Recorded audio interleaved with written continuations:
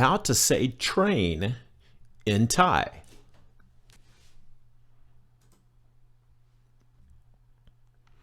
Rot phai. Rot phai. You see I have it split into two syllables here. It's actually one word, or it's a compound word where they push two words together. Rot is a high tone. Rot, the first syllable. Rot, and you roll that R just a little bit.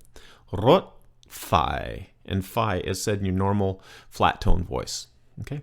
Rot phai means train. รถไฟ รถไฟ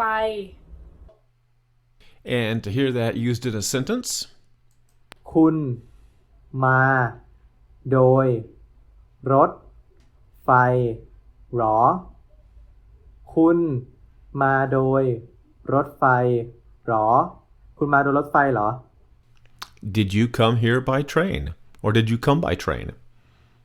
So now you know how to say train. This is, of course, the full lesson, which is over on my website, talkthai.com. Would love to have you there. Whenever you have time, please head on over there and sign up and get more free lessons. The word for train is rotfai. And be sure and roll that R just a little bit. Rotfai. Don't go crazy Spanish. Rotfai. Inappropriate. Okay? Rotfai is just fine. talkthai.com